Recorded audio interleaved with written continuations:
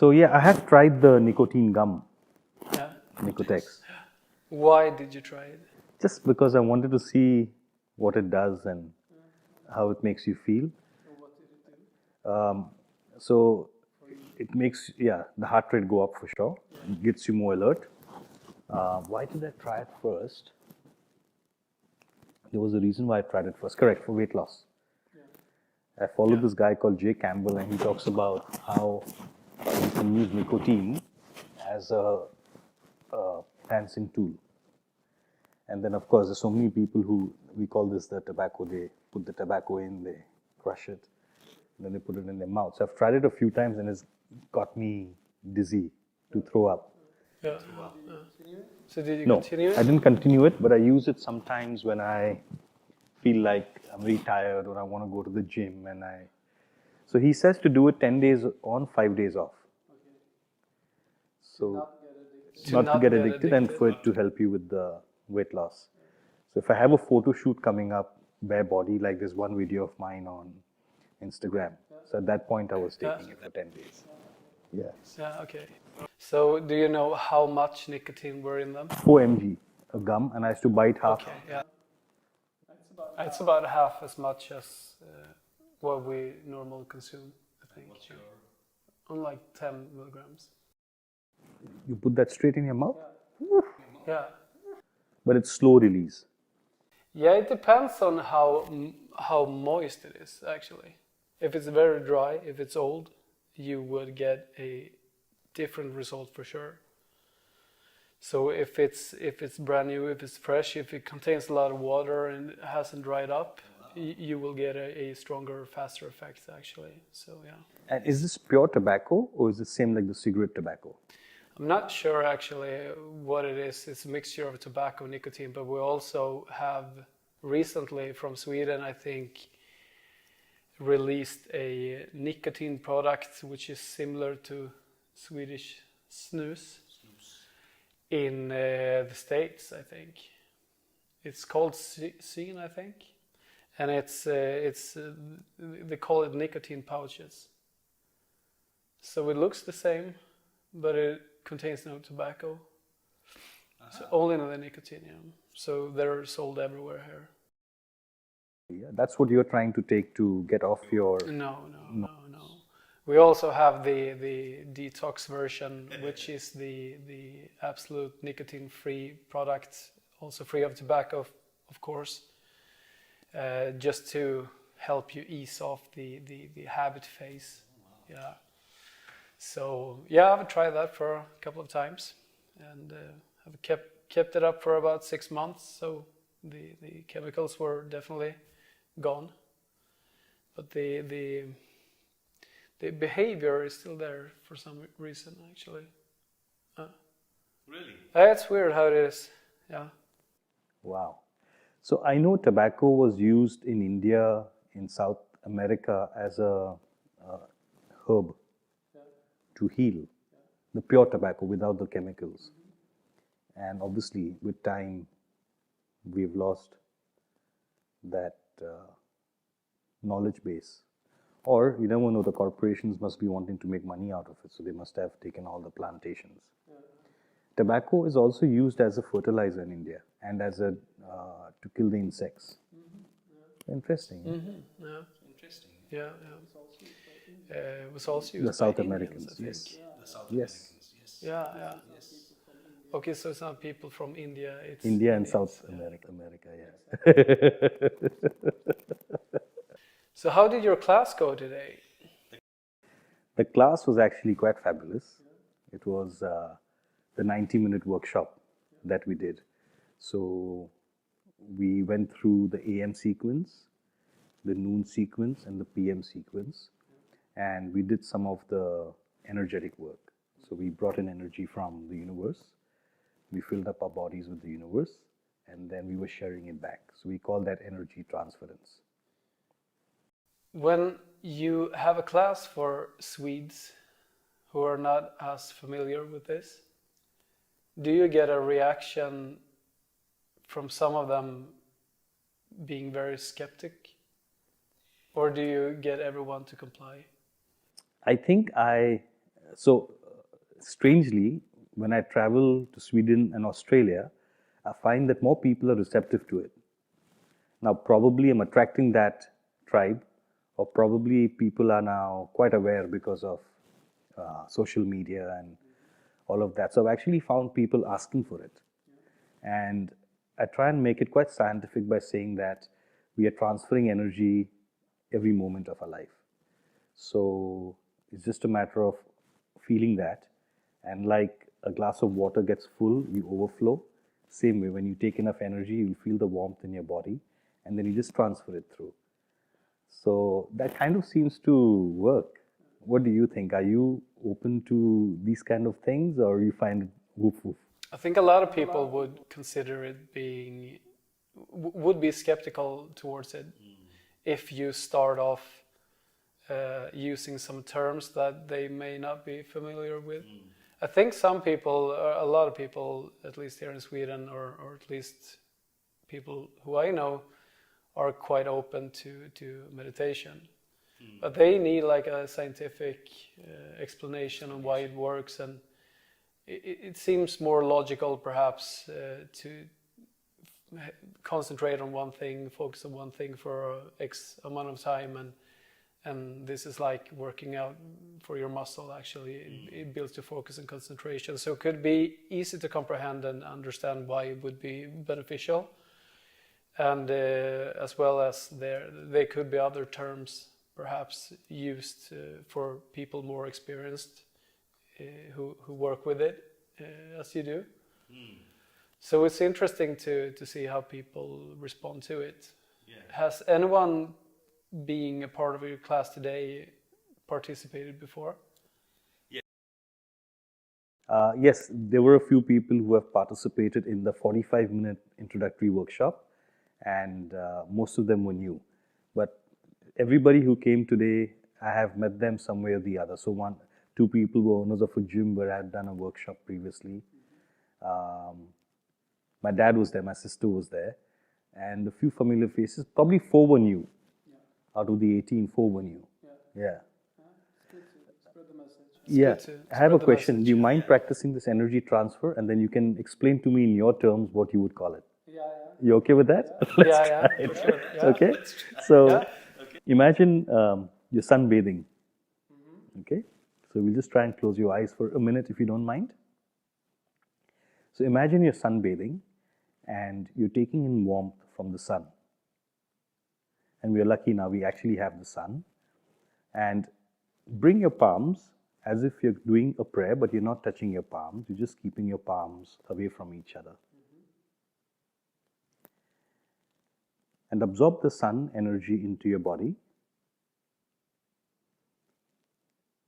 And start feeling what's happening in between your palms. Do you feel anything?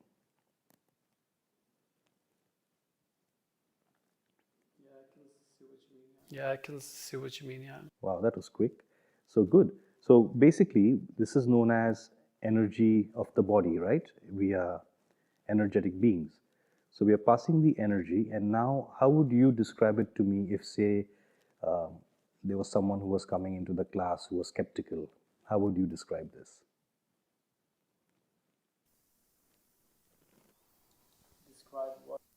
Describe. Yeah, would be. It's quite hard actually. I would think it would be my imagination creating this, but obviously, even if that was the case, it really does happen in one way. So that should mean it's real if you believe it's real, and of course it's manufactured by my thoughts and my response to it. Of course, so yeah, it's quite difficult to explain, but yeah. So you would want some scientific equipment to test it, right? I'm built that way. Yeah, I'm built that way. Why not? We need to have. Yeah. There is one form of photography known as Keelian. I hope I'm pronouncing it right. Keelian or Kirlian photography, where they were able to photograph the aura of the person. It was, I think, invented in Germany. And it is still, I think, the only scientific way of photographing your aura. Yeah. Yeah. So maybe at some point when you're traveling around and you have access to that, try and see if you can take a photograph. And That sounds. It was news to me actually, but I've read a lot of research in regards to meditation and concentration, and yeah, it seems to add up. I'm convinced that it is real, and I believe that it's getting bigger and bigger here in Sweden as well. you're finding that? You're finding more people are open to the Sure, idea? yeah, for sure, yeah. That's good. We actually have yoga classes and meditation classes at work as well. And if you were to implement that just 10, 15 years ago, I would say a lot of people would be a lot more skeptics. So, yeah. How far behind are we in the West, would you say, compared to where you're from? And Interesting. So I look at it actually in a very interesting way, if you don't mind me sharing. So in some ways, I feel the Western mind is more advanced or evolved. Advanced might be the wrong word, evolved. And in some ways, I find the Eastern mind is more evolved. But what I find is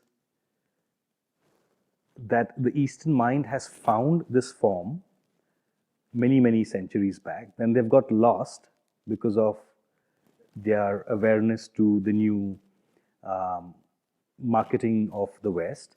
And then they've adopted that, thinking that's the way forward. And the Western mind has been through this whole churning. I said, listen, enough of this. Let me adopt a bit of the Eastern mind. And because I live between India, Australia, and I do visit Sweden, I find that there's a very interesting dynamic of the circular change happening, where the Western mind is curious about the Eastern mind. Eastern modalities are more popular in the West. When I say West, for me, it's Sweden and Australia, where in the workplaces now we have yoga, we have meditation. Back in Australia, where I work with in the clinics with physiotherapists and psychologists and psychiatrists, they involve a lot of mindfulness and meditation into their programs.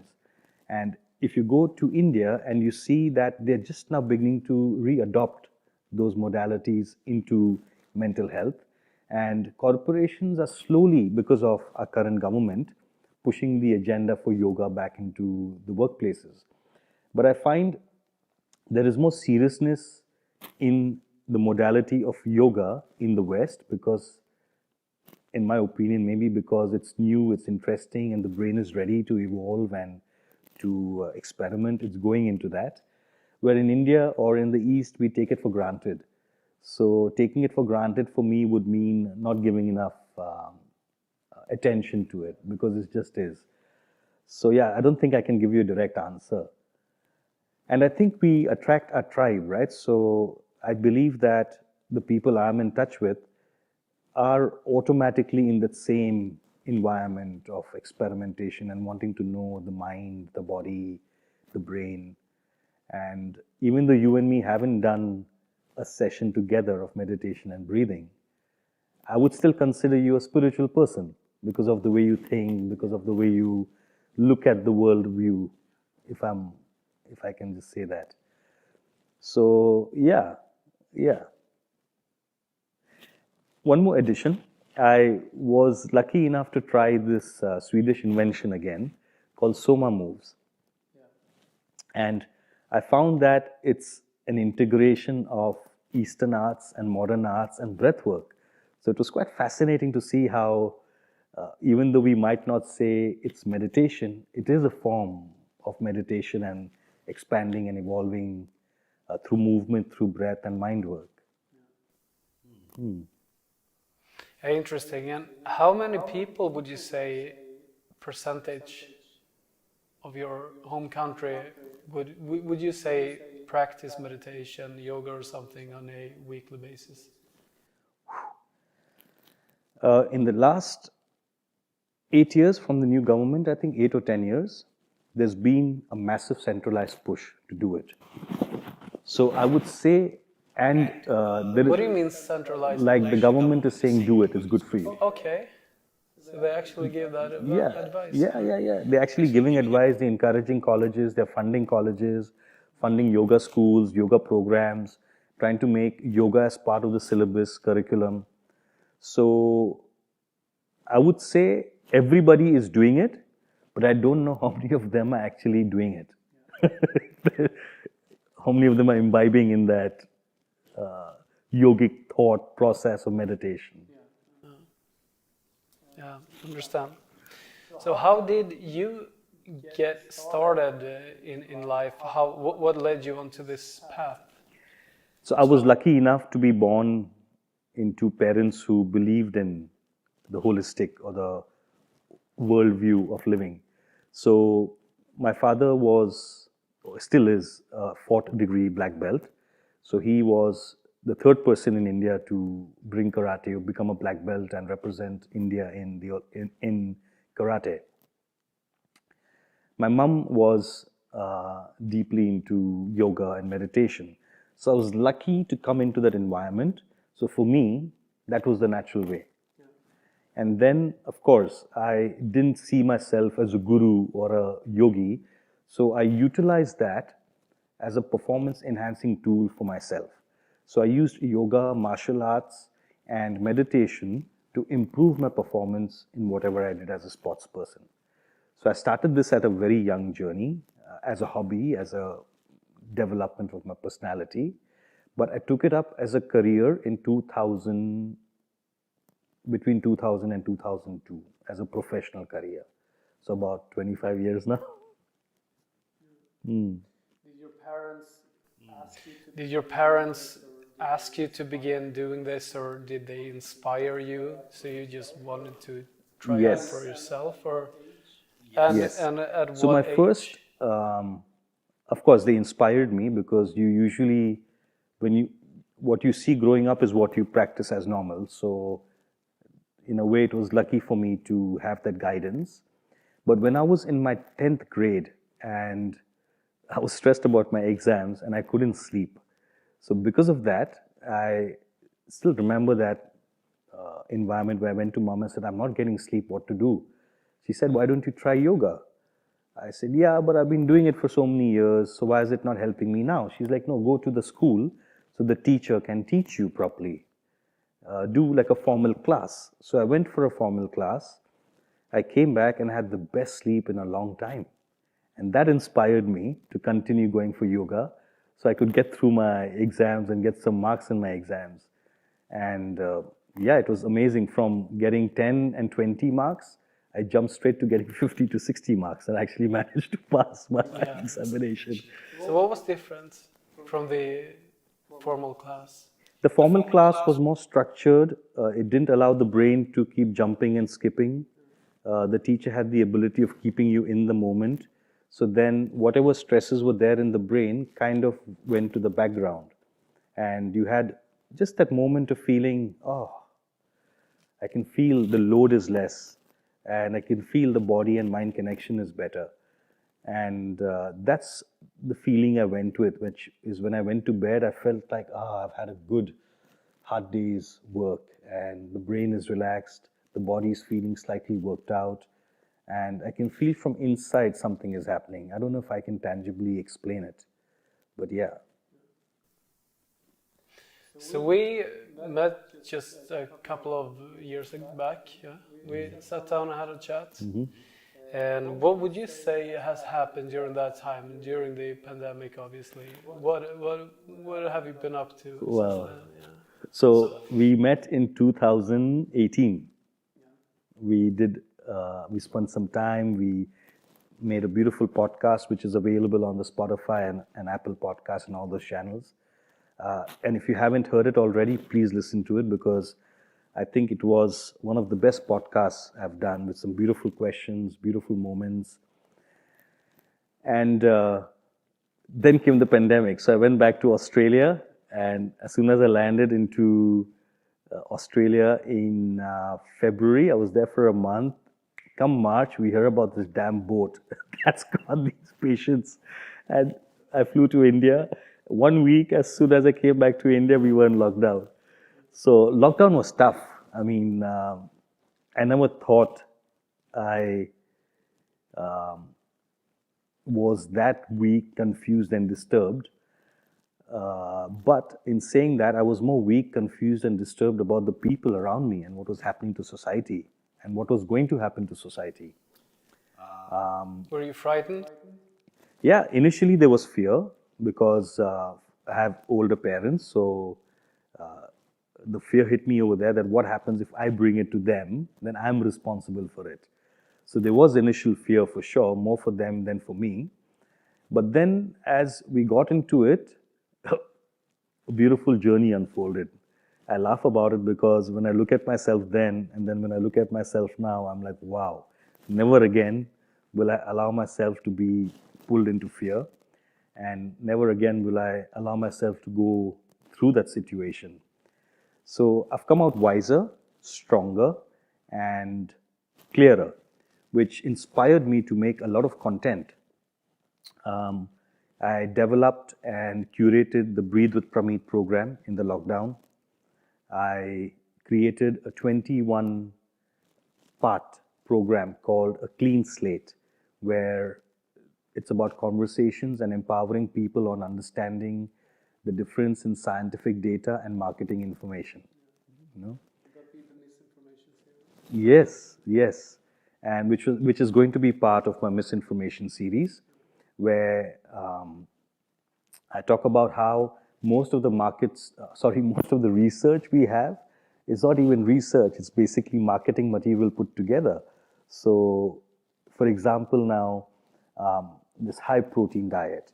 So, the high protein diet is marketed so beautifully that we are overdoing our protein intake. And not only that, we are actually relying on synthetic protein to give us what natural protein should be giving us. So that is one of the subjects I talk about, the misinformation or the over-information. And that's probably one snippet I would like to add over here, if you're okay with that, on how over-information is the new disease today. Because we all are smart enough to understand what information works for us and doesn't work for us. It's just a matter of going into the meditative zone or being with yourself without the outside information to understand who you are and where you want to go. Of course, I'm not saying information is bad, I'm saying misinformation is the disease, and our interpretation to what information is required for us or not. So that's another thing I learned in the lockdown, which is misinformation, no use, because the more information there is, the more confused you are. So find what works for you, create your belief, needs, wants, and values. And once you have these four parts to yourself, you figure out what works for you and what doesn't work for you. Of course, once you find your circle, you create the value around you, and then you keep jumping in and out if you want to try and experiment. That's fine. You're going to find safety and security in your circle, and it's always good to keep trying so you know what you like and what you don't like. Another thing I learned in the lockdown was that I am not a teacher, I am not a rescuer, I am simply a provider of menu options. And from there, if people want to choose, they can choose. I am nobody in its true sense. Nature has the answers, and whatever is happening, the universe is in control or nature is in control. So we are simply the actors, like Shakespeare said. The world is a stage, we are the actors, and each one has their own journey. Each one is guided by their own nature. And that made me feel good, less complicated, and more focused on me and myself without being egoistic, and how to use my energy to empower people, which means for my energy to be good, I have to do the work. So I have to do my breathing, I have to do my practice, I have to do my movement, I have to eat well, I have to sleep well, and I have to eat well, move well, and sleep well. Three things, yeah. Did your daily routine change at all It did. during the pandemic? It did. I had a lot of focus on the physical aspect of wellness, where I had gym and yoga asanas as a very important part of my daily routine. But now it's shifted. I have more breath work and meditation as part of my daily routine, movement happening every day, and gym happening with weights only twice a week. So we've discussed health and happiness. What would you say the necessary tools for that is? So again, the first tool for health and happiness would be reduce your information overload. Find your values, your beliefs, your needs and wants, sit with it, figure out what works for you, and then work from there. Once you work from there, life becomes really simple. And then you automatically have the space to be healthy and happy. For example,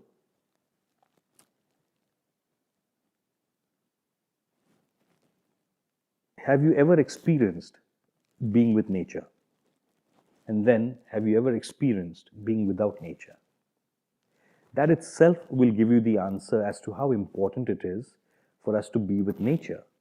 Now, in today's environment, and especially if you're watching this, means you're half not with nature, you're with the technology. If you're with technology the whole time, it's going to drain you. You're not going to be able to transfer the energy. So that's where it's important to add modalities like yoga, breathwork, and meditation so you can find your nature. And once you find your nature, you will be healthy and happy automatically. And you say information overload and misinformation and so forth. When you seek out new information, who do you know, who do you trust? Very good question. Learning is important, new information is important, but to be able to filter out that information is probably very important. Now again, how will you know what's the right information for you? Once you have your values, beliefs, needs and wants, and you create your circle of safety, you will automatically know if that information is going to help you in this circle or it's not going to help you in this circle. And if you're still confused, then you meditate and then you try and understand yourself. And through that, you find out. Sometimes you might not even know, you might actually do it to find out that, oops, I made a mistake, it's not working for me, let go of it. So Gain experience, self-introspection and self-learning is the only true way forward. Everything else is a band-aid. So who do you yourself look to for new information? Whose research do you follow? Who inspires you? Right. So the last time we spoke, I had a few inspirational people. One was my karate sensei, who still is my inspirational person who I follow. Then there was Dr. Joe Dispenza, who I like a lot because he simplifies things. But over and above that, I have a few gurus, traditional gurus in India, who have now come on podcasts and platforms, who I listen to and I try and understand what they're saying. And I add some of that information into my life, into my knowledge base, into my teachings, into my sharing. My parents are very instrumental in my awareness. My family, my sister, my brother. So I look at everybody who's around me as an inspiration, including you. So that's the framework I'm in. That's where I'm at now, where I am intending for the right people to come into my life, and learning and engaging with those people and having conversations and sharing. And then, of course, sitting by myself, going through everything that I've gone through and then saying, okay, is it going to work for me? Do I want to take on what Magnus has spoken to me about? Or do I want not to take it on board? That's the filtration that I do sitting by myself. I can see that a lot of people would perhaps fall for the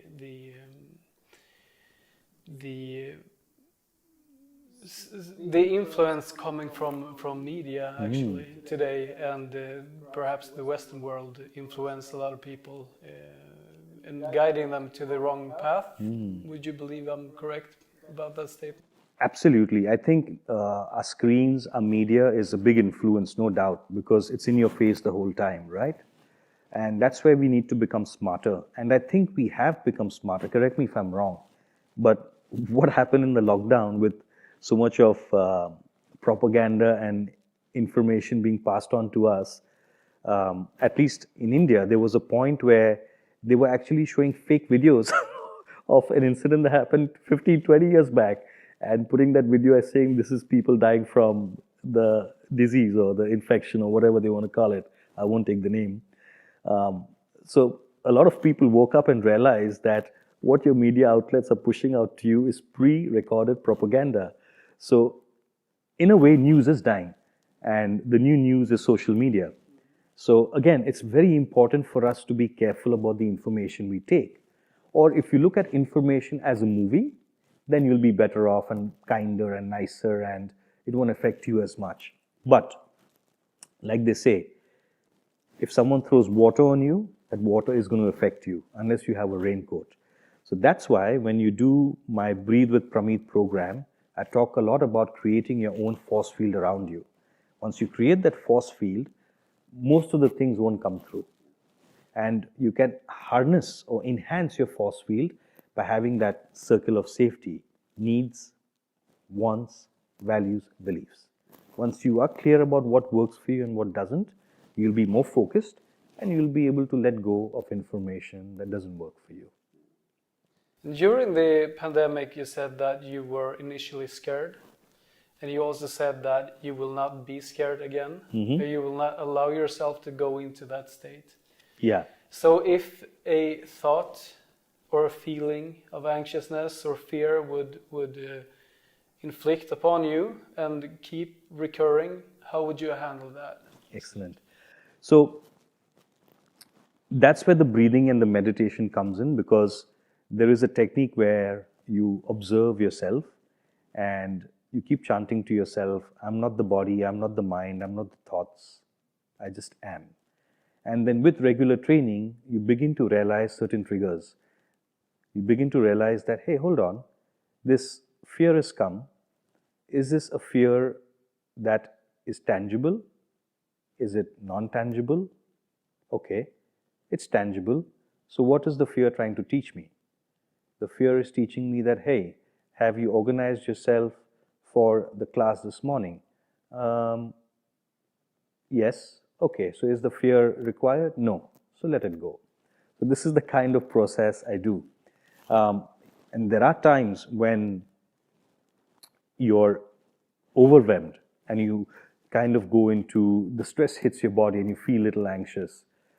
At that point, I have to stop, I have to breathe, and I do something known as self-counseling, where I counsel myself on, hold on, is this fear tangible, not tangible?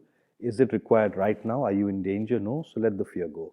So it's a matter of training and then again creating this force field around you. And then in that training, you begin to realize the difference between fear and real intuition. And then once you understand that, you know that, okay, that fear is my intuition, I have to act on it now. That's how I deal with it. Yeah. It's interesting, and I can see that it requires a bit of training, because I've tried to reason with myself sometimes when fear would be seen as unlogical. But it's quite hard to just let go of fear sometimes, of course. So perhaps you'll have to discipline and train your mind.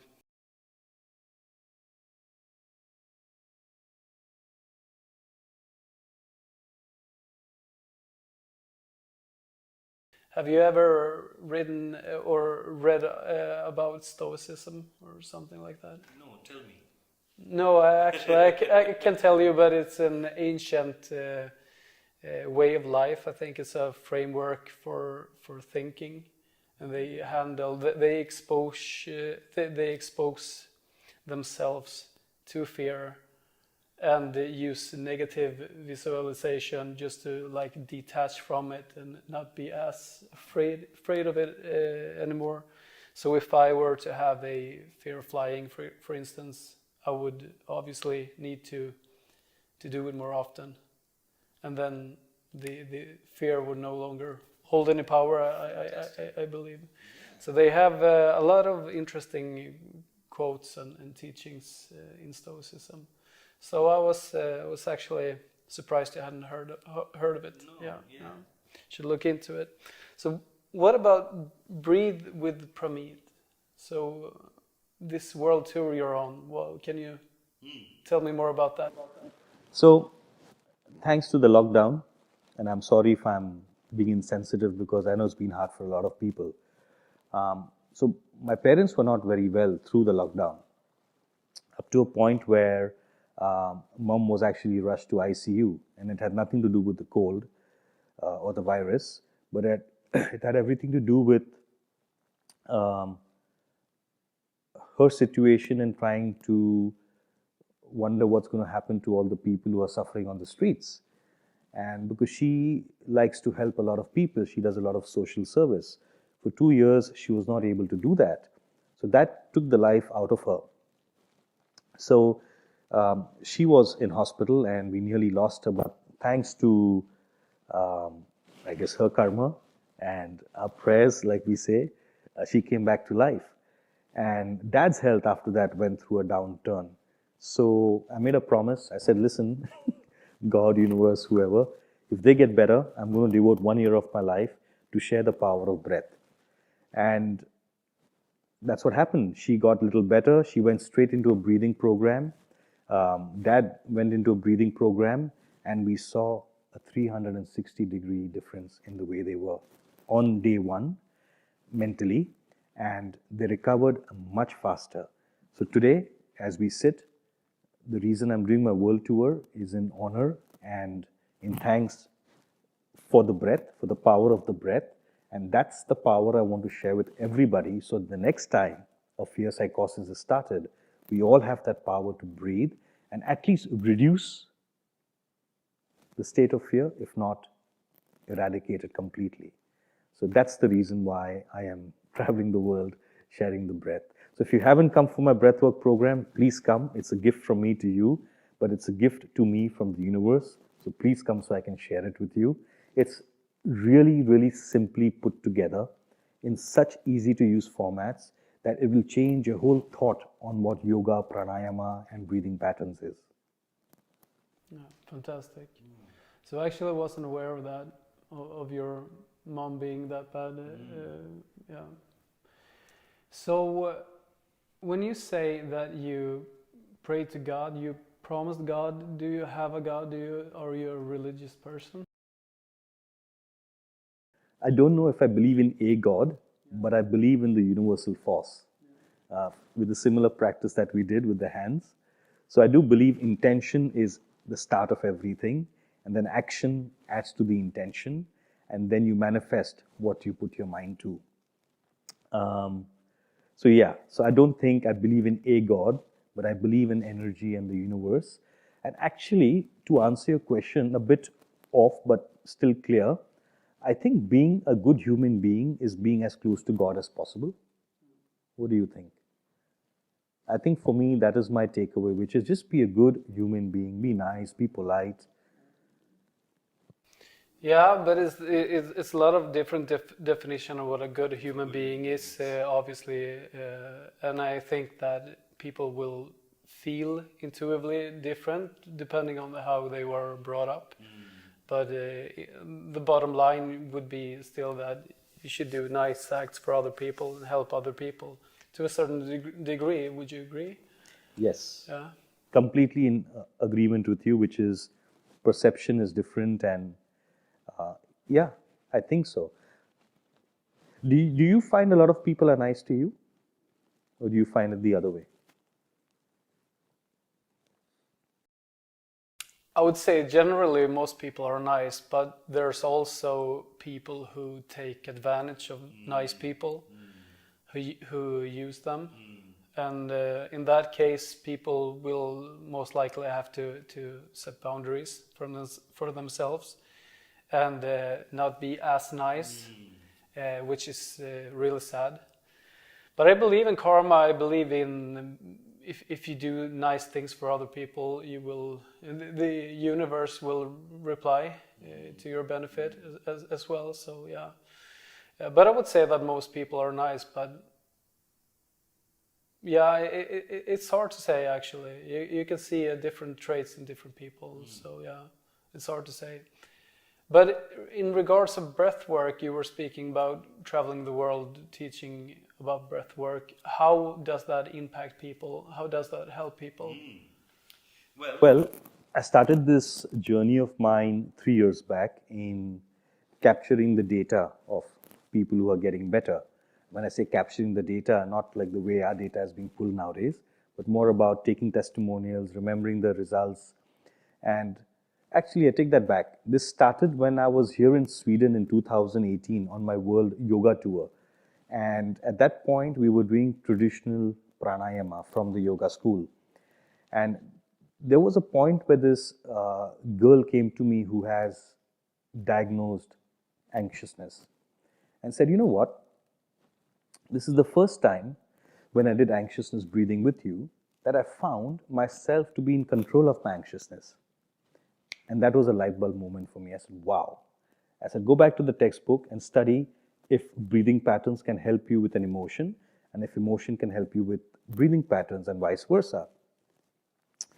And I found exactly that. In fact, the first thing I learned in yoga school in 2002 was the emotion and the breath are connected.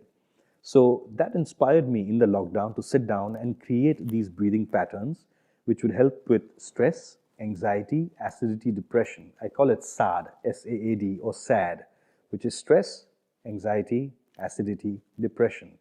And I found this to have benefits in all these 4 areas. Plus, I work with the De-Addiction Center for alcohol addiction and other addictions.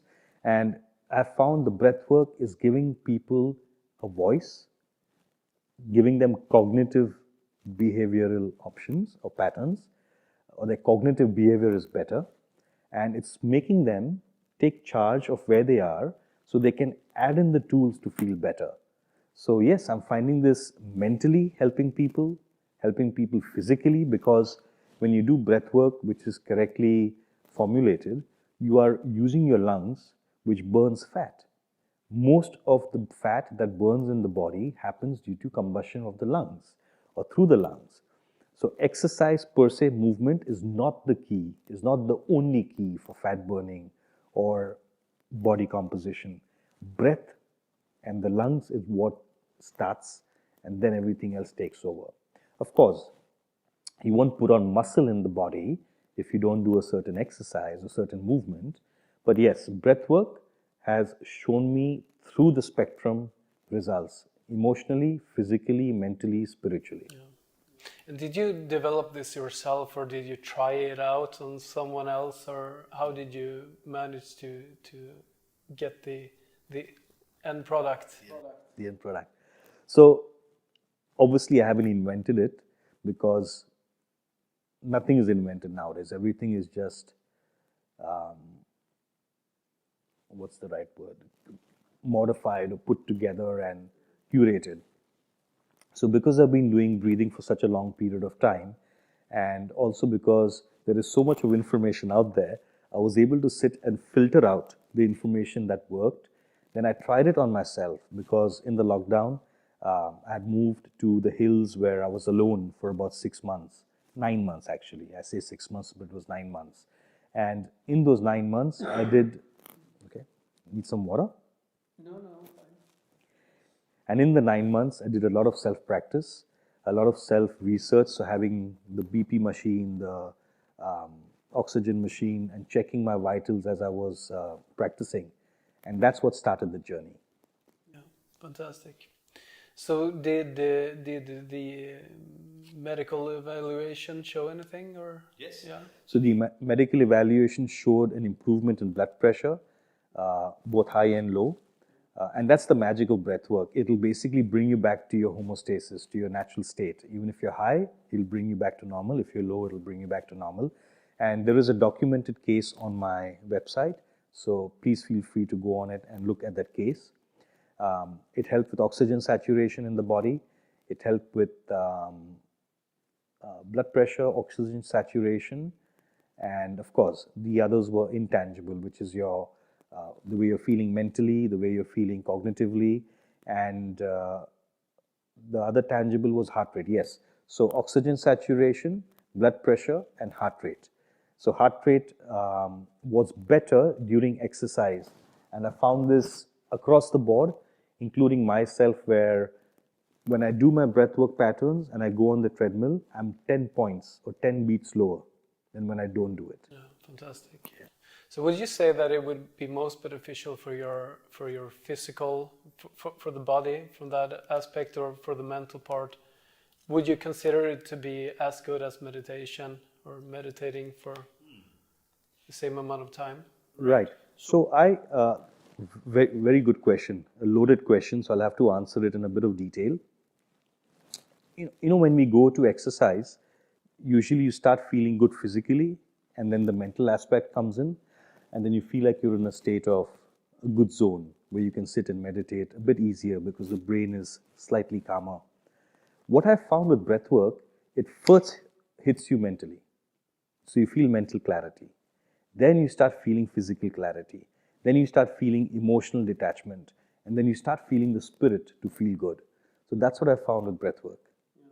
And breath work is the superhighway into meditation. Try sitting for meditation with a busy brain. It's literally impossible. I mean, you'll have to sit for double the time to get that state of peace or that calm.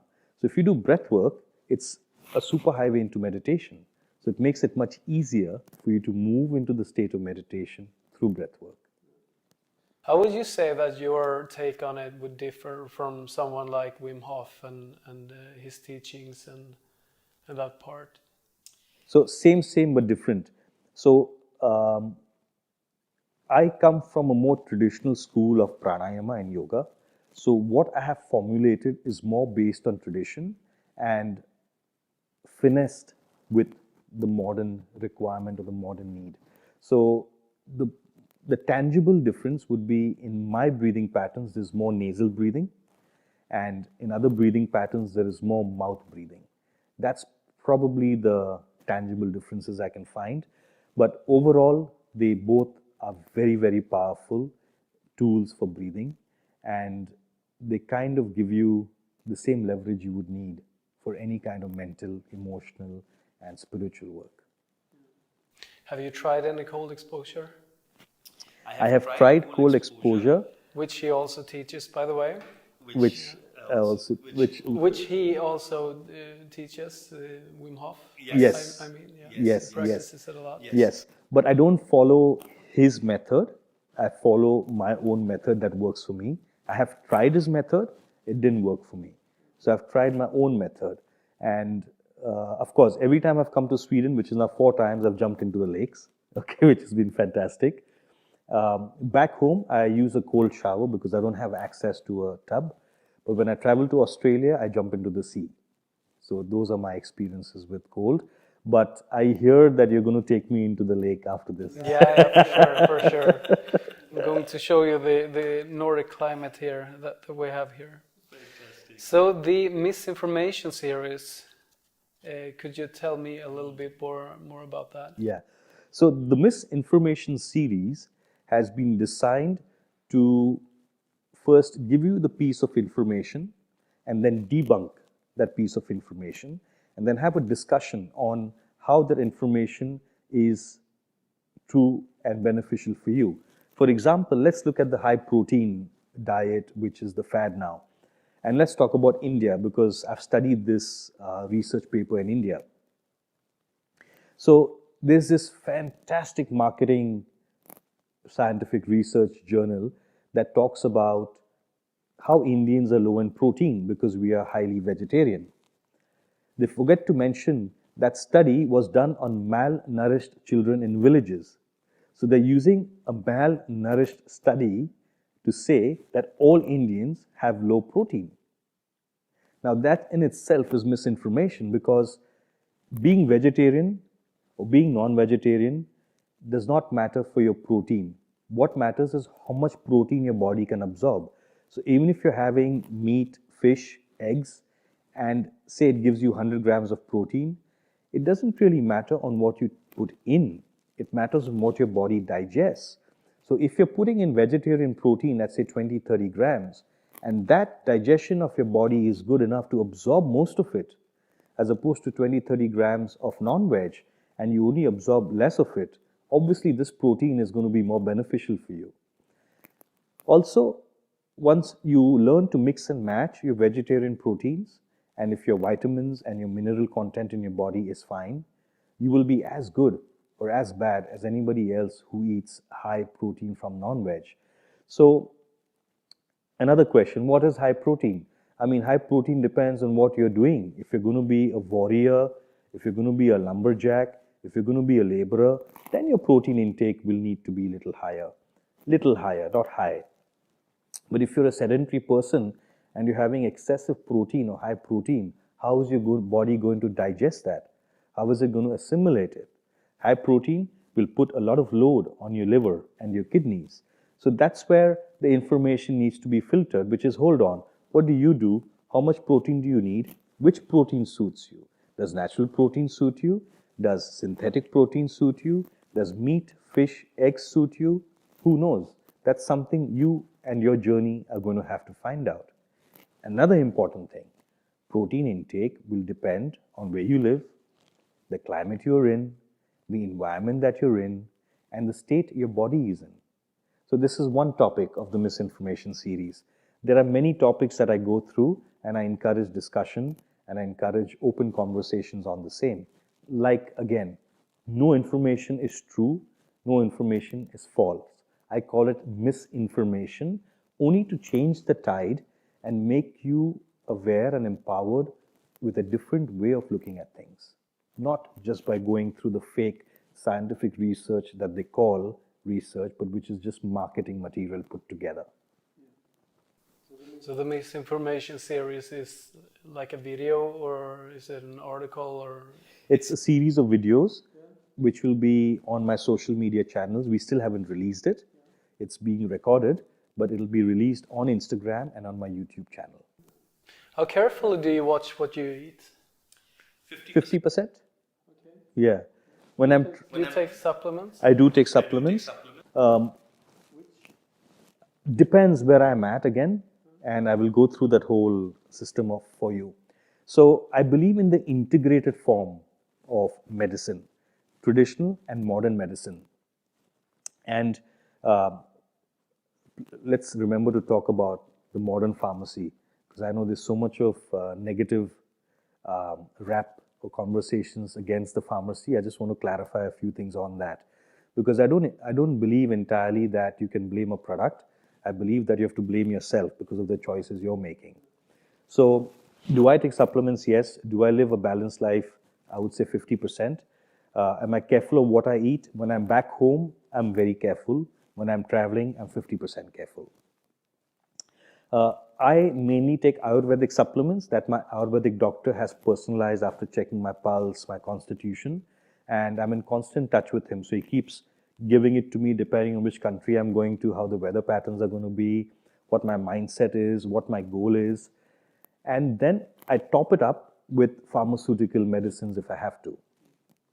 For example, we were having a discussion before we started about nicotine and how nicotine can be used as a performance-enhancing drug or medicine.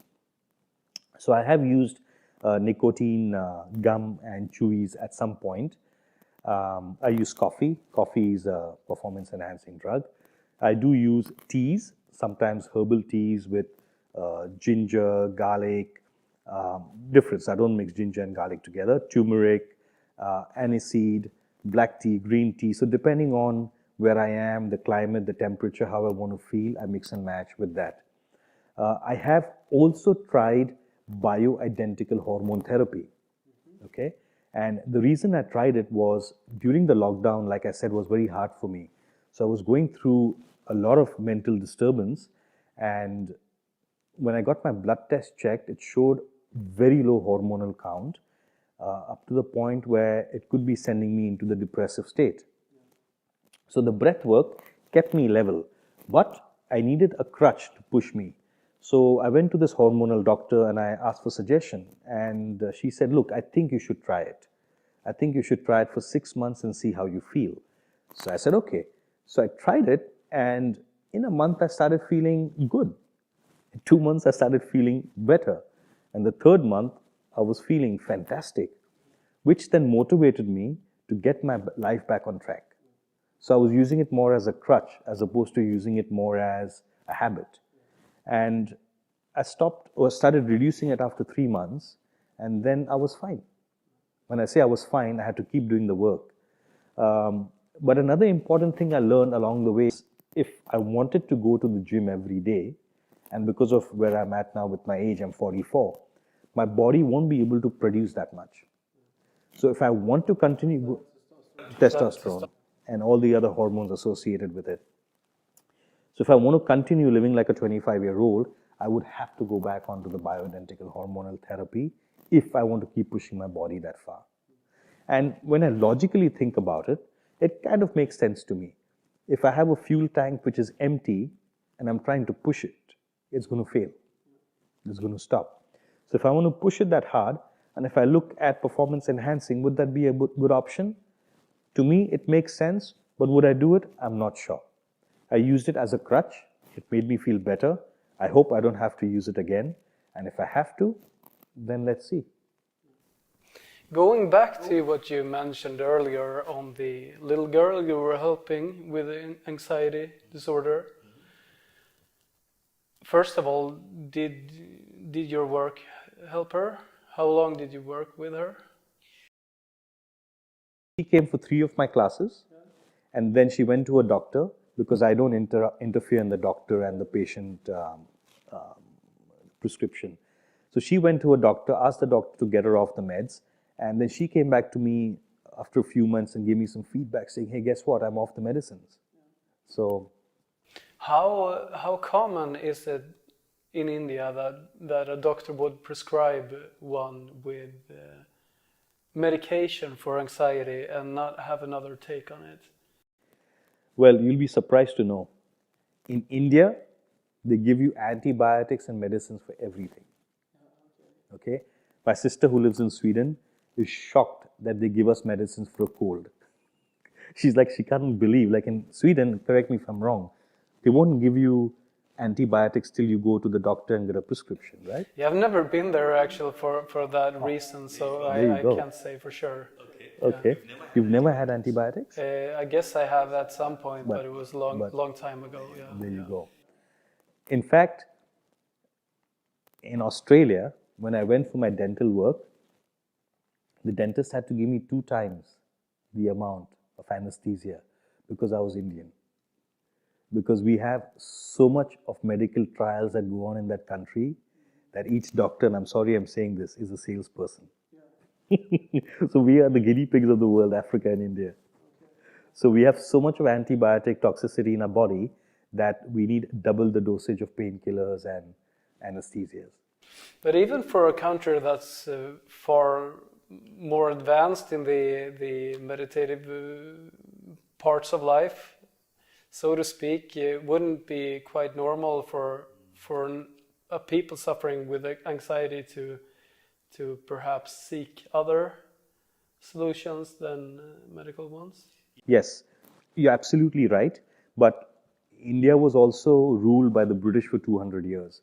So there's a lot of misintegration that's happened because one is the traditional way of living, one is the modern way of living.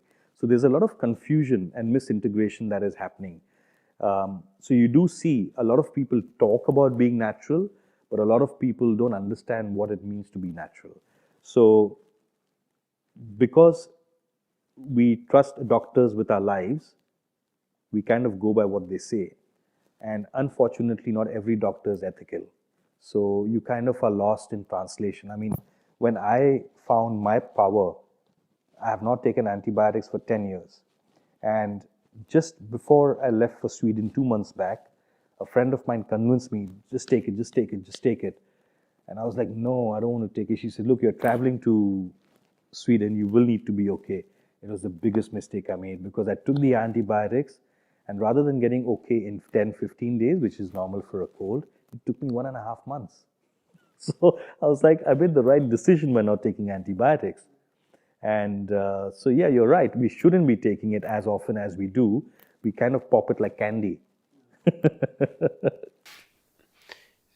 Have you read about BPET on your Instagram?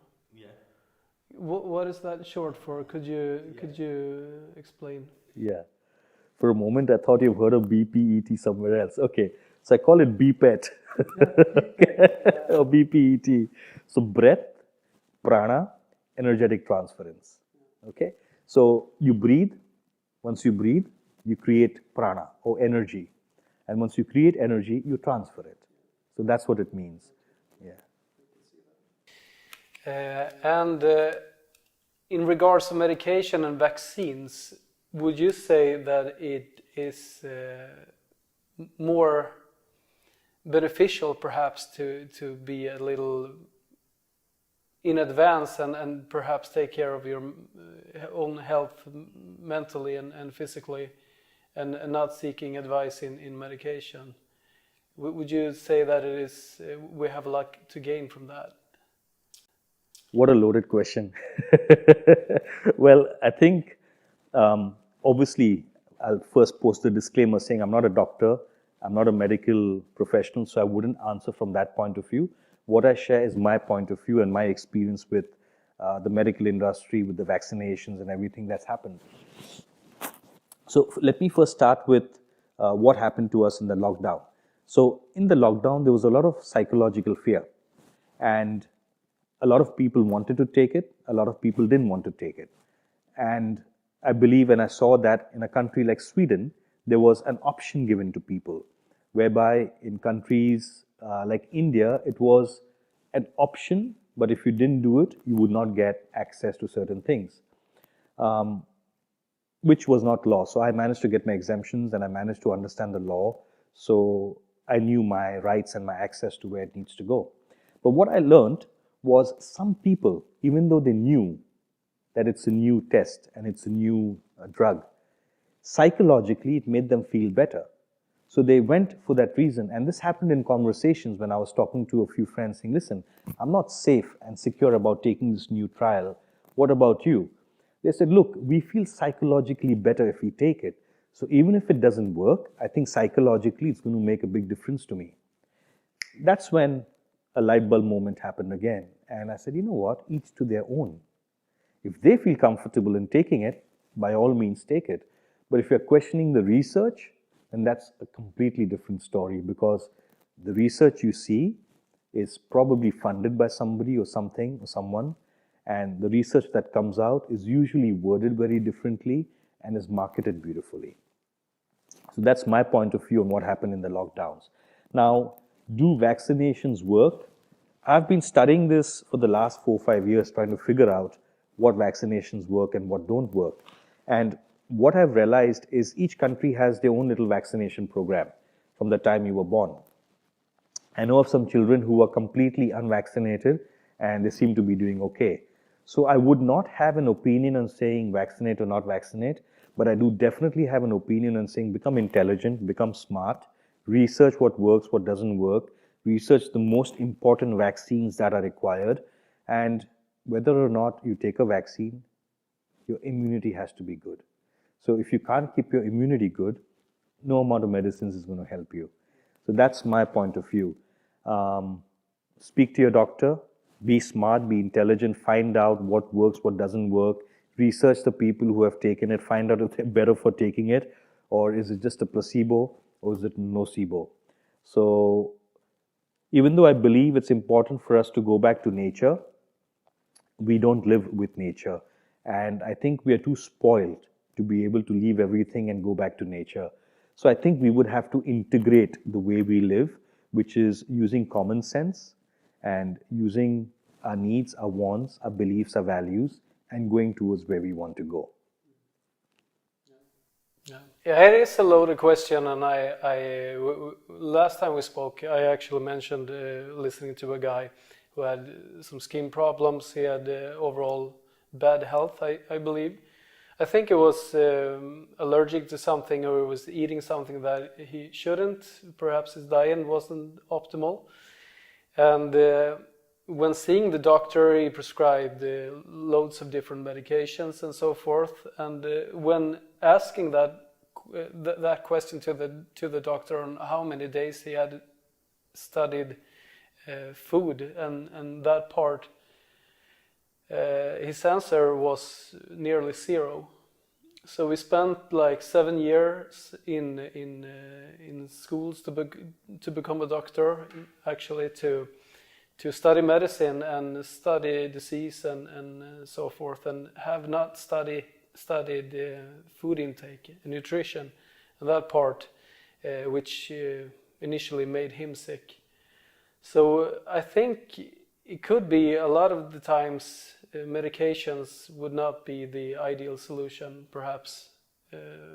Instead, taking better care of your body and in eating correctly and working out and so forth. I would think so, right? Wouldn't that be your base? Like eating well would be your base, and then if you need medicines to optimize, then you take it. Exactly. Right? But when you look at all the disease all around the world, how many percentage of that would you believe could be prevented if people were to have a better lifestyle? Would you say that 50% would be? Yeah, to be safe. I would say At least. yeah. I mean, just think about it, right? The moment you go into nature, your sickness levels drop. You feel happier, healthier, right? And even if you do fall sick, being with nature, you get okay much better. So yeah, I would say at least 50%. Yeah. But it's still weird that people don't mention it more often. Actually, we seek advice and answers from doctors, perhaps, and do not seek the correct information in some cases. And of course, some illnesses cannot be prevented, obviously. But yeah. So looking forward, what are your goals for the future? What are you going to look into next once this world tour is done? Good question. I think once the world tour is done, I'm going to continue empowering individuals with correct information, or if I may say, with information that they can filter accordingly. I would love to have the capacity to be able to fund or push out marketing material or research material that speaks about the research in a very neutral way as opposed to a propaganda way.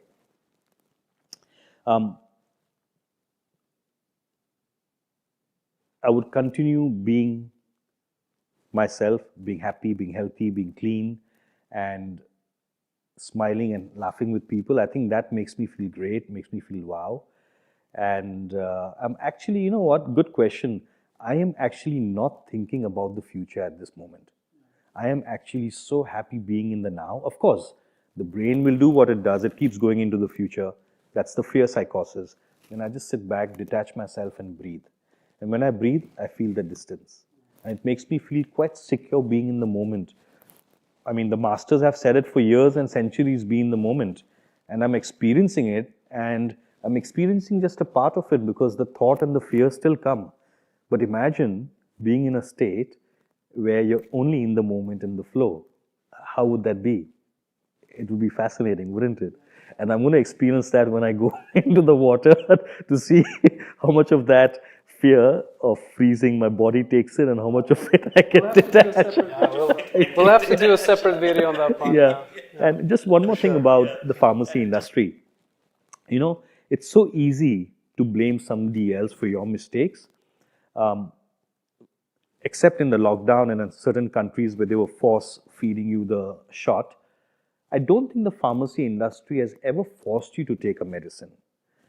They've always said that if you take this, it might make you feel better. If you take a caffeine tablet, it might make you feel better. If you take paracetamol, it will help you with your pain. But they've never asked you to force feed. So my point being, let's look at integrating different viewpoints and optimizing and enhancing what works for us, as opposed to saying, hey, the pharmaceutical industry is corrupt, they make you do this, they make you do that. That's fine, we know that. So when you know that a certain part is corrupt, you always know a certain part is non-corrupt because there's good and bad everywhere. So depending on how we choose to put our consciousness, we will attract better pharmaceutical results or we will attract worse pharmaceutical results. A simple point in take, you are so used to being spoiled with fast food and quick fix. Why would you make the effort of a traditional way of living? For example, if you can make bread from self-raised yeast, which is the quick fix. Why would you take 1-2 days to bake or make your own yeast which self-raises? Why would you make that effort? So if you had a choice of instant bread or slow bread, most of us would take the instant bread. So it is our choices, it is our thought patterns that need to evolve. Everything else is going to be around. The pharmaceutical industry is going to be around, the natural medicines are going to be around, nature is going to be around, computers are going to be around. Again, it comes down to you finding your circle of safety and then using everything around you to optimize and enhance where you want to go.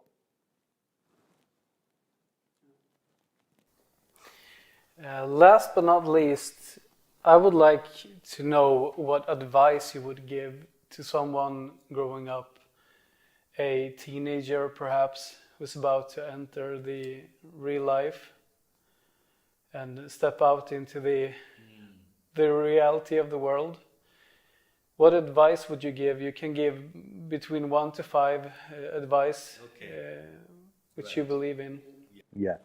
So, being a teenager, how many years back? 25 years back. 25 years back, yeah? So about 30 years back. And I'm sure being a teenager now is different, but same. So my experience as a teenager is I looked at the news and the magazines and my celebrities as having all the answers, which made me train like a bodybuilder in a gym, not knowing that bodybuilders were taking steroids and performance enhancing drugs. So I had the wrong view of something that I was doing and injuring and harming myself as a boy. As a girl, I've seen, not as a girl, but as I've seen girls growing up, and nowadays you never know, right? From a girl's perspective. I could be boy and girl together nowadays. Anything is possible. From a girl's perspective, I think this is in my opinion, they grow up seeing a lot of makeup and a lot of fashion as being the go-to. And it's only when you grow up you realize, oh my God, you know, if I used less of those damn bodybuilding principles, I would not have a fused back. I would still be okay and slightly healthier. And I guess from a girl's point of view, and this is what I've heard with girls of my age, we wish we knew that makeup would damage our skin. So my first piece of advice would be become smart and think of the future. Don't live in the future. Think of the future and work backwards. Do breathing. Understand yourself.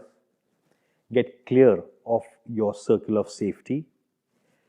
Exercise regularly.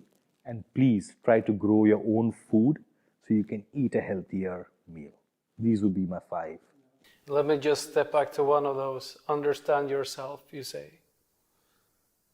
How do you understand yourself? How do you explore yourself? Being a teenager, the greatest thing you have is you have less fear because you're going to try pretty much everything that's thrown to you. So I suggest use that to understand what you like and what you don't like. For example, drinking, smoking, recreational drugs is a part and parcel of growing up. If you're trying that, try, but also try the meditation, try the yoga, try farming, try eating clean. Eat dirty if you have to, but then once you understand the differences, start to make conscious choices of what you like and how you want to feel. Remember, what you eat is what you feel, and what you eat is how you look. So understanding yourself can only happen with practice. There's no shortcut. You can't be looking at a screen, looking at TV, eating junk food and understanding yourself. Probably you may, but then you will understand yourself in that state of being. So to understand yourself, go back to nature, live with nature, love your parents, love everybody around you, and try and find what you can within that space. Great answer. Thank you. Thank you for As your time. always, thank you so much. Yeah. Thank you.